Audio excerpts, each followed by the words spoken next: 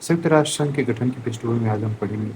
ये CBSE mains के लिए और प्री के लिए एक महत्वपूर्ण लेक्चर हो सकता है। तो आगे देखते हैं। संयुक्त राष्ट्र संघ के गठन की पृष्ठभूमि ये है कि प्रथम विश्व युद्ध के बाद भविष्य में ऐसे युद्ध को रोकने के लिए एक अंतर्राष्ट्रीय संघ का निर्माण किया गया, जिसे पहले लीग ऑफ नेशन कहा गया। परंतु लीग ऑफ नेशन कई कारणों से असफल रहा। इस संदर्भ को ध्यान रखते हुए द्वितीय विश्व युद्ध के बाद गठित यूएनओ ने राजसंघ की कमियों को दूर करने का प्रयास किया।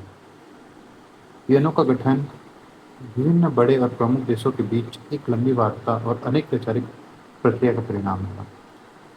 प्रथम विश्व युद्ध के बाद एक लीग ऑफ नेशन नामक संस्था की स्थापना की गई, लेकिन वो उतना अच्छा खासा काम नहीं कर पाई। इसके रहते हुए भी द्वितीय विश्व युद्ध हो गया। तो इसकी इसी गलती फिर से ना हो, इसलिए बड़े राष्ट्र ने मिलकर यूएन की स्थापना करने की सोची। यूएन की स्थापना करते हुए कई सारे चार्टर्स आए, कई सम्मेलन हुए। उसके बाद एक एक करके यूएन की स्थापना हुई। तो इसे चार्टर हम पढ़ते हैं। चार्टर होता क्या है? चार्टर बस यूएन के जो नियम रहते हैं उसे हम चार्टर कहते हैं। ठीक है।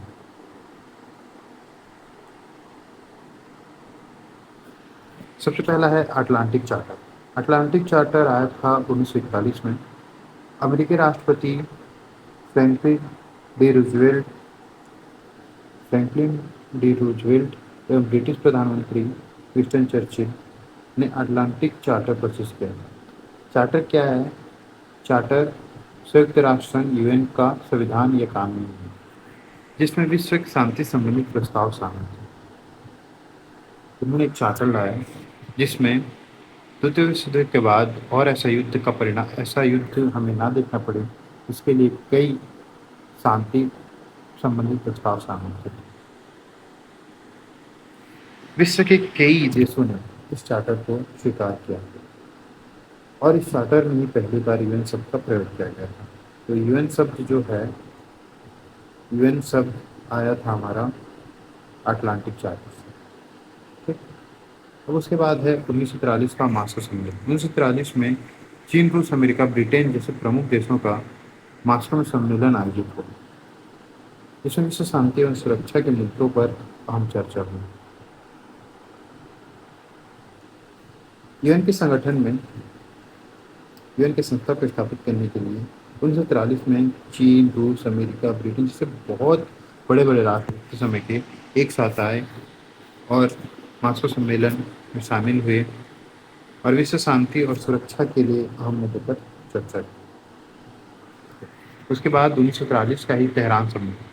तेहरान सम्मेलन एक अंतर्राष्ट्रीय संस्था के गठन पर चर्चा हुई और क्रिया में आयोजित हुई थी और इसमें निर्णय लिया गया कि प्रमुख देशों के प्रतिनिधि सैन फ्रांसिस्को में एकत्रित हों और इसके बाद ही यूएन का गठन हो पाएगा।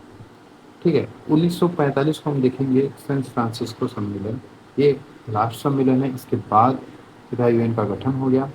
इसी क्रम में यूएस के सैन फ्रांसिस्को में अंतर्राष्ट्रीय सम्मेलन आयोजित किया गया और व्यापक विचार विमर्श के बाद 24 अक्टूबर 1945 को यूएन का गठन किया गया, जिसका मुख्यालय हमें न्यूयॉर्क में मिलता है। सबसे पहले अटलांटिक चार्टर आया, जिसमें फ्रैंकलिन डी रूजवेल्ट और ब्रिटिश प्रधानमंत्री विंस्टन चर्चिल ने अटलांटिक चार्टर प्रस्तुत किया, जिसमें शांति के लिए विभिन्न प्रस्ताव उपस्थित थे। फिर मास्को सम्मेलन हुआ, जिसमें सभी बड़े बड़े देश साथ आए और विश्व शांति और सुरक्षा के अहम मुद्दों पर चर्चा की। इस पर तेहरान सम्मेलन में यह कहा गया कि प्रमुख देश के प्रतिनिधि सैन फ्रांसिस्को में एकत्रित हों और उसके बाद आगे कार्रवाई की जाएगी।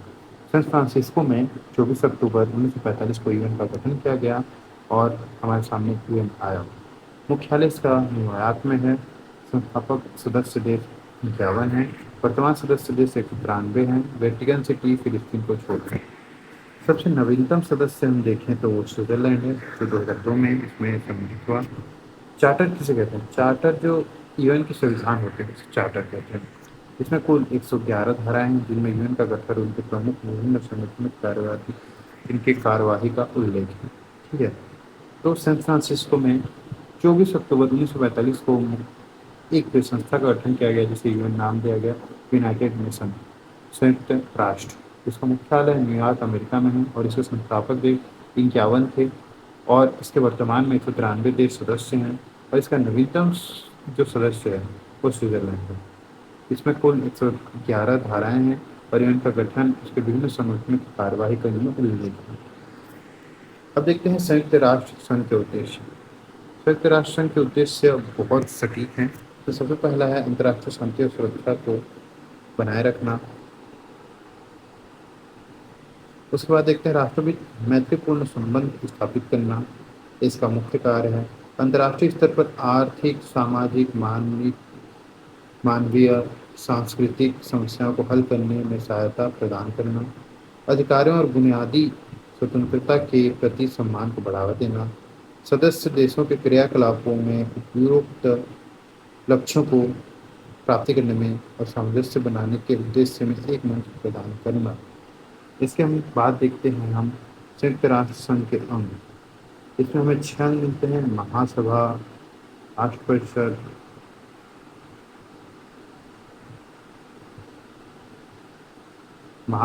सुरक्षा परिषद, आर्थिक और सामाजिक परिषद, न्याय परिषद, अंतर्राष्ट्रीय न्यायालय, सचिवालय। इसे एक एक कर हम देखते हैं। सबसे पहला महासभा। महासभा के वर्तमान महासचिव एंटोनियो गुटेरेस हैं जो पुर्तगाल से बिलोंग करते हैं। इसके प्रथम महासचिव ट्रेगुन लाई नॉर्वे के थे। महासभा को यूएन की सबसे बड़ी सभा कहा जाता है। यूएन के प्रत्येक सदस्य देश इसमें शामिल होते हैं। इसका वार्षिक अधिवेशन सितंबर माह में आयोजित होता है जिसे अंतर्राष्ट्रीय शांति दिवस के रूप में मनाया जाता है। इसके अतिरिक्त आवश्यकतानुसार बैठकें भी आयोजित की जा सकती हैं। तो महासभा क्या है? महासभा यूएन के सबसे बड़ा सभा है जिसमें प्रत्येक सदस्य देश शामिल होते हैं। इसका अधिवेशन सितंबर माह में आयोजित होता है जिसे अंतर्राष्ट्रीय शांति दिवस के रूप में मनाया जाता है। इसके अतिरिक्त आवश्यकतानुसार असाधारण बैठकें की जाती हैं। महासभा और संयुक्त राष्ट्र के अंग। महासभा के कार्य। महासभा के संयुक्त राष्ट्र संघ के अंग और कार्यों पर विचार करती है। सुरक्षा परिषद के 10 अस्थायी सदस्यों का चयन करती है। अंतर्राष्ट्रीय न्यायालय के 15 न्यायाधीशों का चयन करती है। सुरक्षा परिषद में सिफारिश संयुक्त राष्ट्र के महासचिव की नियुक्ति करती है। राष्ट्रों की सदस्यता प्रदान करना। तो आज इतना तक ही पढ़ते हैं, कल हम देखेंगे इससे आगे। राइट।